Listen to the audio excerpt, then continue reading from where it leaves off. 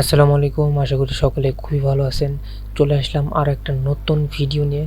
2024 সালের এসএসসি পরীক্ষার্থী যারা রয়েছেন তাদের জন্য গুরুত্বপূর্ণ 4টি পয়েন্ট বলবো আজকের এই ভিডিওতে। যদি এই 4টি বিষয় না মানেন বা না মেনে যদি পরীক্ষার কেন্দ্রে যান তাহলে আপনি ফেল যাবেন, অবশ্যই ফেল যাবেন, এটা গ্যারান্টি দিতে পারলাম। তো এই 4টা পয়েন্ট কি তাই আমরা আজকের এই ভিডিওতে আলোচনা করব একটু বিস্তারিত। তো ভিডিওটা সম্পূর্ণ দেখুন, ভিডিওটা খুবই গুরুত্বপূর্ণ। তো চলুন শুরু করা যাক। তো আজকের এই 4টা গুরুত্বপূর্ণ আপডেটটা মানে 4টা গুরুত্বপূর্ণ পয়েন্টগুলো হচ্ছে আপনার এই যে মাধ্যমিক স্কুল সার্টিফিকেট পরীক্ষার রুটিন বা সময়সূচির ভিতরে কিন্তু পাবেন আপনারা। তো এটার একদম নিচে গেলে আপনারা এই যে কিছু দিক নির্দেশনাগুলো দেখতে পারবেন। তো এখানে আপনারা দেখতে পারতেছেন বিশেষ নির্দেশনাবলী। তো এখানে কিন্তু প্রায় 14টার মতো কিন্তু দিক নির্দেশনাবলী এখানে কিন্তু বলে দিয়েছে শিক্ষা বোর্ড থেকে।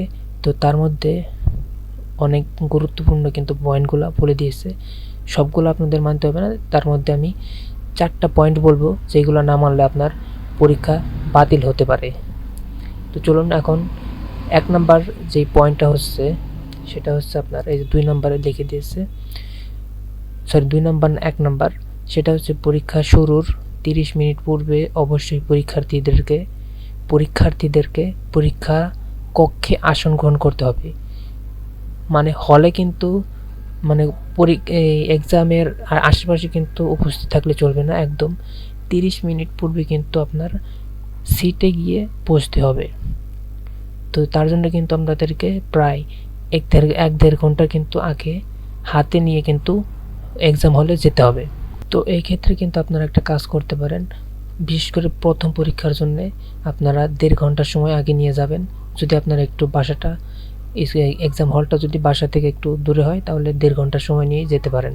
তো এই 1 নাম্বার পয়েন্টটা আপনারা অবশ্যই মাথায় রাখবেন, পরীক্ষা শুরু হওয়ার 30 মিনিট পূর্বে কিন্তু আপনার সিট গ্রহণ করতে হবে। 5 মিনিট পরে 10 মিনিট পরে আপনি গিয়ে সিটে বসলেন, এক্ষেত্রে কিন্তু আপনার পরীক্ষা বাতিল করার রাইট কিন্তু তাদের পরীক্ষা কর্তৃপক্ষের আছে। তো তাই 1 নাম্বার পয়েন্ট আপনারা অবশ্যই মাথায় রাখবেন, পরীক্ষা শুরুর 30 মিনিট পূর্বেই কিন্তু 9:30টায় কিন্তু আপনারা অবশ্যই যার সিট গ্রহণ করবেন। 2 নাম্বার মহা গুরুত্বপূর্ণ পয়েন্টটা হচ্ছে এখানে আপনারা দেখতে পারতেছেন 3 নাম্বারটা, প্রথমে বহু নির্বাচনী ও পরে সৃজনশীল বা রচনামূলক পরীক্ষা অনুষ্ঠিত হবে এবং উভয় পরীক্ষার মধ্যে কোনো বিরতি থাকবে না। তো প্রথমে বহু নির্বাচনী মানে নৈবিত্তিকের যে 30টা কোশ্চেন থাকে মানে টিক দিতে হয়, তো এটা কিন্তু আলাদা নিবে, এবং সৃজনশীল মানে রচনামূলক লেখার যে বিষয়গুলো সেগুলো কিন্তু পরে দিবে। তো প্রথমে 30 মিনিটের জন্যে এই বহু নির্বাচনী প্রশ্নগুলো আপনাদেরকে দিবে, 30 মিনিট পরে কিন্তু আপনাদের খাতাগুলো কিন্তু নিয়ে যাবে। তো এরপর হচ্ছে কিন্তু সৃজনশীল দিতে হবে আপনাদের 2.5 ঘন্টার ভিতরে। তো এটা কিন্তু অবশ্যই মাথায় রাখবেন। তো এরপর হচ্ছে 3 নাম্বার মহা গুরুত্বপূর্ণ পয়েন্টস বা দিক নির্দেশনাবলী হচ্ছে 3 নাম্বারটা হচ্ছে এই যে 6 নাম্বারে আপনারা দেখতে পারতেছেন 14টার ভিতর 6 নাম্বারটা দেখতে পারতেছেন, পরীক্ষার্থীগণ তাদের নিজ নিজ উত্তরপত্রের ওএমআর ফরমে তার পরীক্ষার রোল নম্বর, রেজিস্ট্রেশন নম্বর, বিষয় কোড ইত্যাদি যথাযথভাবে লিখে বৃত্ত ভরাট করবে। কোনো অবস্থাতেই উত্তরপত্র ভাঁজ করা যাবে না। তো ওএমআর শিটটা হচ্ছে আপনাদের খাতার কাভার পেজটা, এই যে এটা, এই ওএমআর শিটটা মানে কাভার পেজটা কিন্তু অবশ্যই কিন্তু আপনারা খুব মনোযোগ সহকারে ধীরে সুস্থে কিন্তু এটা লিখতে হবে। যদি এইটাই আপনারা লেখা ভুল করেন তাহলে কিন্তু পরীক্ষা বাতিল হয়ে যাবে। তো ক্লাস কক্ষে যদি ভুলটা ধরতে পারেন এখানকার ভরাট করার সময় ভুল করতে, তখন স্যারদের বলে দিলেই কিন্তু সেই রোল নম্বর বা রেজিস্ট্রেশন নম্বর কিন্তু আপনার উঠে নিয়ে যাবে খাতায় আলাদা করে। তো এখানে কিন্তু ভুল করা যাবে না, এই যে এখানে রোল নাম্বার দিতে হবে, সুন্দর করে ভরাট করতে হবে, এখানে রেজিস্ট্রেশন, দেন বিষয় কোড বা তারপর এখানে টিক দিতে পারেন। তারপর হচ্ছে এইটা কিন্তু কোনোভাবেই ভাঁজ করা যাবে না।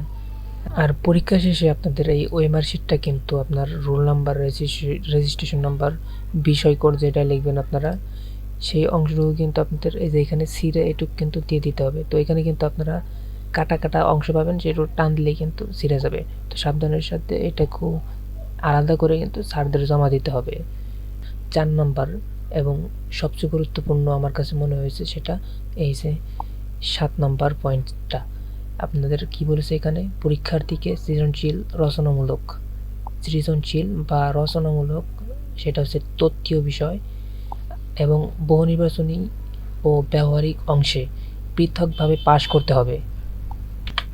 এই জায়গায় একটু খেয়াল করুন, আপনাদের যে বহু নির্বাচনী 30 মিনিট পরীক্ষা শুরুর সময় থেকে 30 মিনিট কিন্তু বহু নির্বাচনী পরীক্ষা হবে, সেটাই কিন্তু আলাদা করে পাশ করতে হবে এবং সৃজনশীলের যে অংশটা সেটাই কিন্তু আলাদা করে পাশ করতে হবে। দুইটার কোনোটাই একটাই যদি ফেল করেন তাহলে কিন্তু পুরো সাবজেক্টটাতেই ফেল আসবে। আশা করি আপনারা এই ব্যাপারটা ক্লিয়ার হয়েছেন। সো এই ব্যাপারটা আপনারা মাথায় রাখবেন। তো এই ছিল আজকের ভিডিও, গুরুত্বপূর্ণ 4টা পয়েন্টস নিয়ে। এরকম নানা আপডেট আপনারা পেয়ে যাবেন এই চ্যানেলে। আশা করি সাথে থাকবেন। তো দেখা হচ্ছে নেক্সট ভিডিওতে।